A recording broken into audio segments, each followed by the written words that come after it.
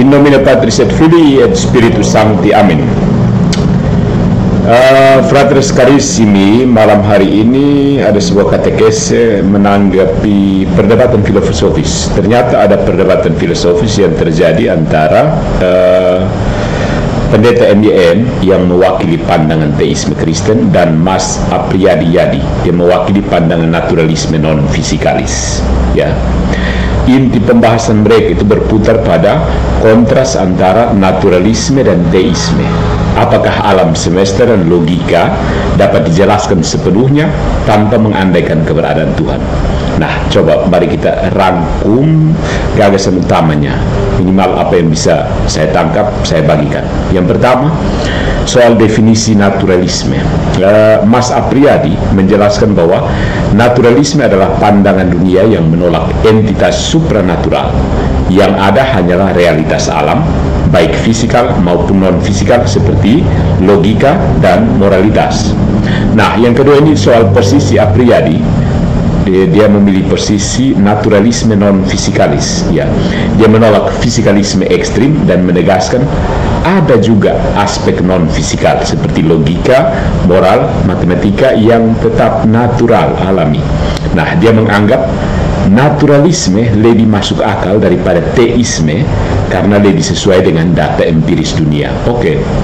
Nah, yang ketiga, ada alasan naturalisme lebih rasional. Ya.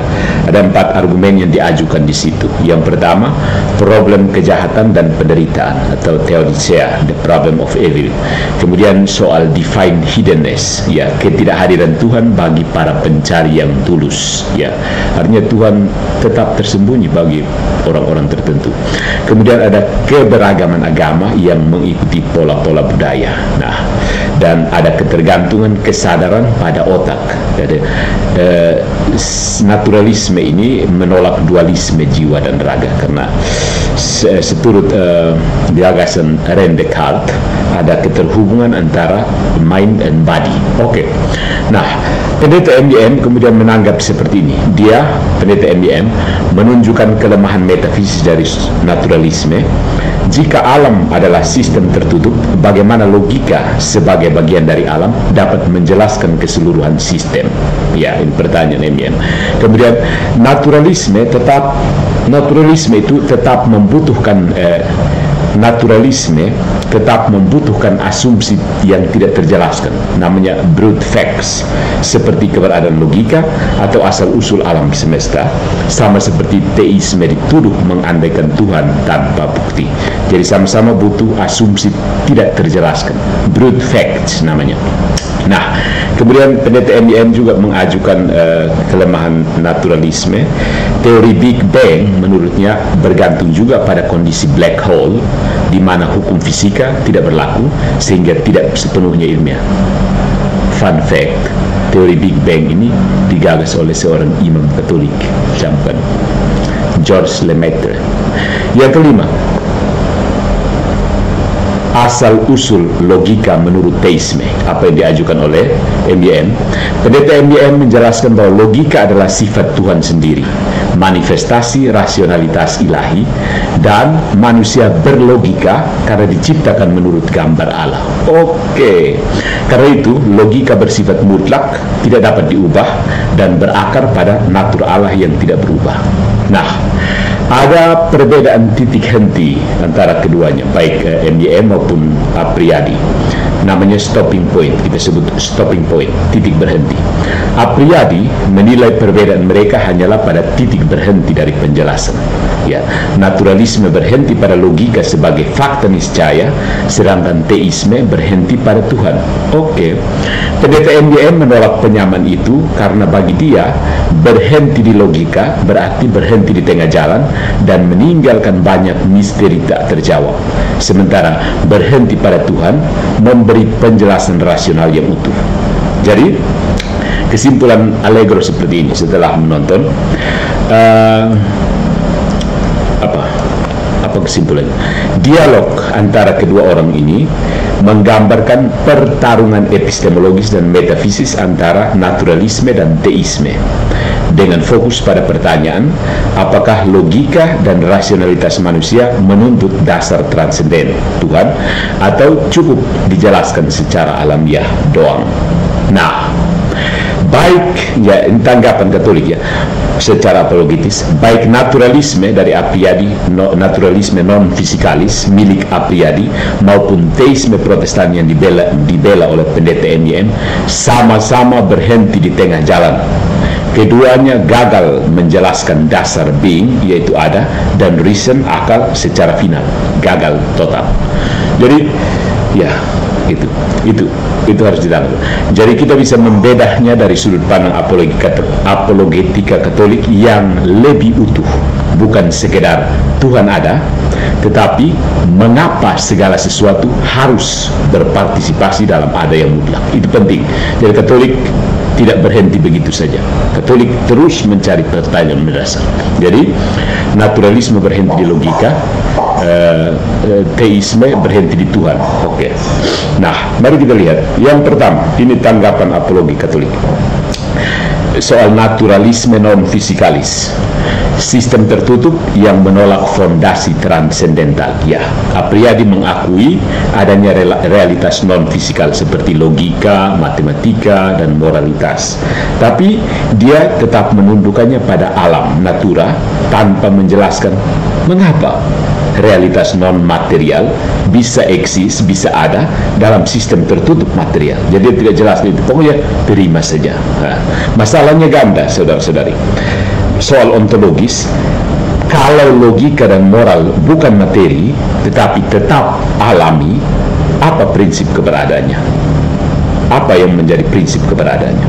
Mengapa yang non materi bisa ada dalam sistem yang seluruhnya ditentukan oleh hukum materi?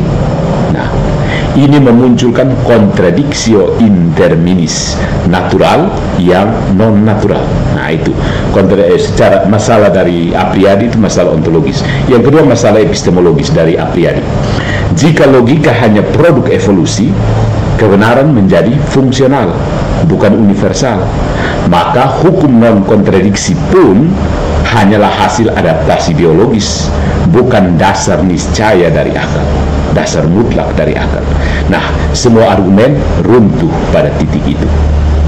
Dalam teologi Katolik, ini disebut reduksi epistemologis.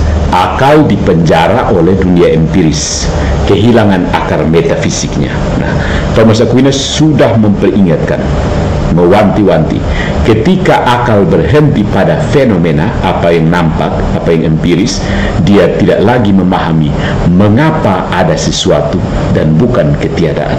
Ya, mengapa sesuatu itu ada dan dia bukan ketiadaan. Ya, jadi sudah berhenti di situ. Naturalisme dari Apriyadi berakhir pada apa yang disebut keheningan metafisika. Ya, naturalisme menjelaskan bagaimana, tapi tidak pernah menjelaskan mengapa. Jadi bagaimana dunia ini, tapi tidak menjelaskan kenapa. Ya, mengapa ada sesuatu dan bukan ketiadaan. Ini tidak berhasil, tidak ditanyakan oleh naturalisme. Terlalu cepat berhenti. Oke, mungkin kalian sudah malas berpikir ya. Nah, mari kita berlanjut ke posisi pendeta NDM, teisme Protestan. Ya, rasional ya, tetapi tidak sakramental. Apa maksudnya? Pendeta NDM melangkah lebih jauh dari naturalisme dengan menegaskan bahwa logika bersumber dari Allah. Bagus, good job. Tetapi teisme Protestan berhenti di level rasional teistik tanpa ontologi partisipatif. Itu yang kurang dari Protestan, kurang dari teisme Protestan, tanpa ontologi partisipatif. Allah menjadi ens separatum, ada yang terpisah, satu pribadi tertinggi yang berdiri jauh di atas ciptaan, bukan actus essendi, sang ada itu sendiri.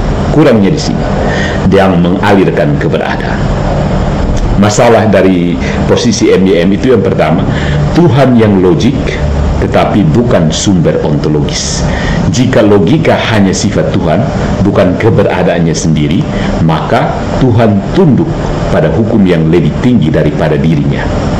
Itu memisahkan Tuhan dari rasionalitas ilahi.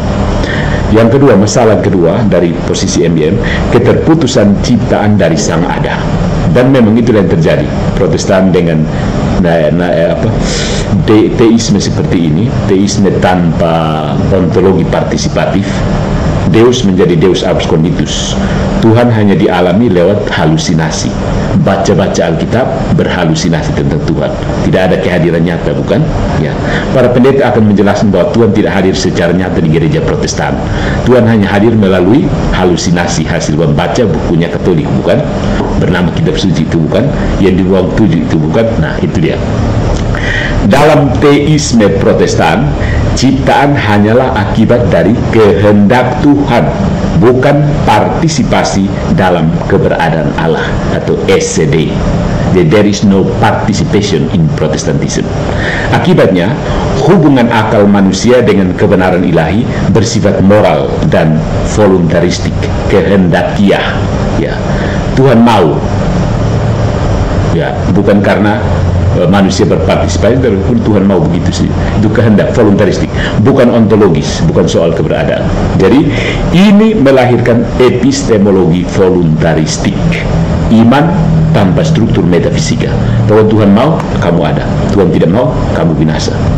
Makanya ada double predestinasi, kan? Nah, Katolik menolak hal itu. Kurang. Sudah mendekati kebenaran, tapi masih kurang.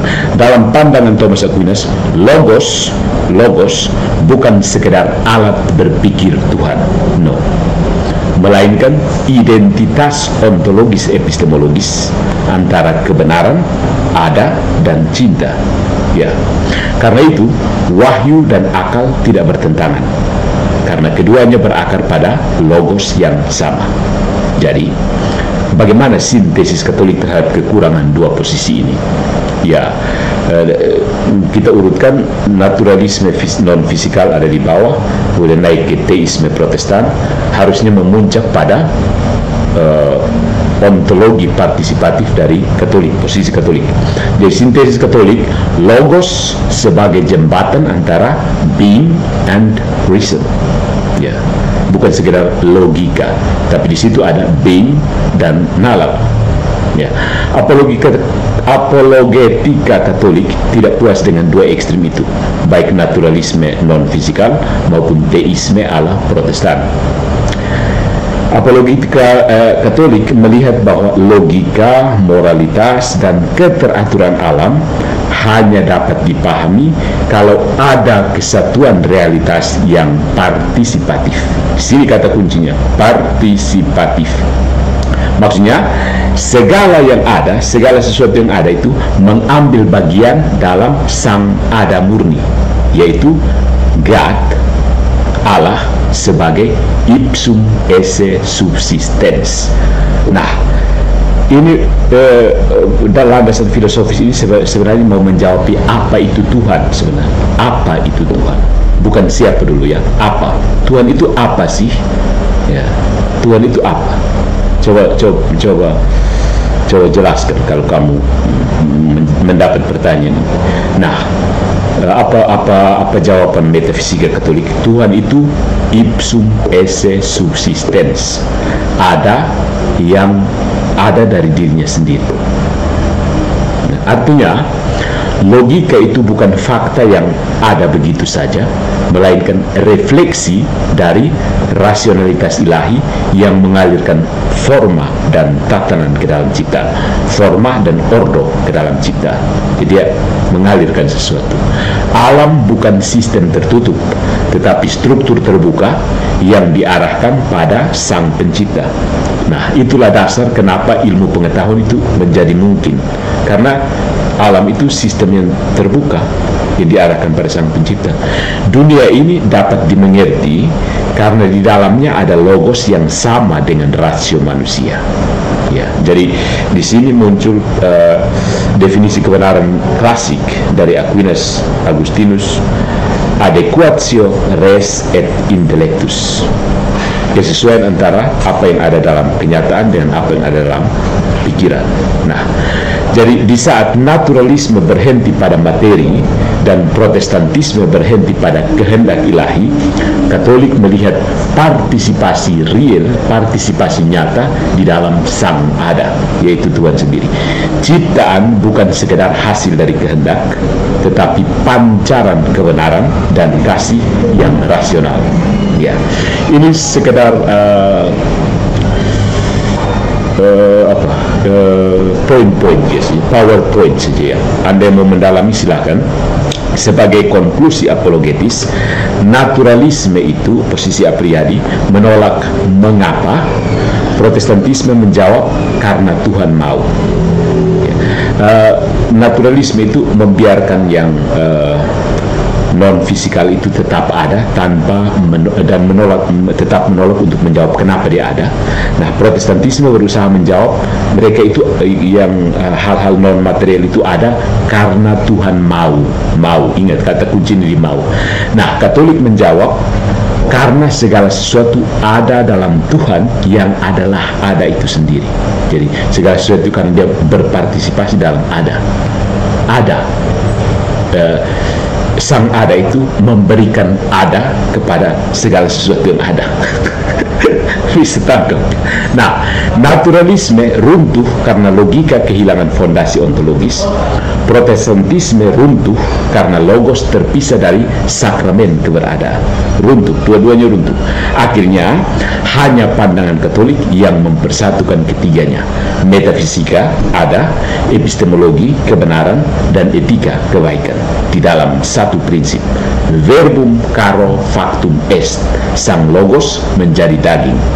Di sanalah logika, moral, dan materi menemukan maknanya. Ya, keren kan?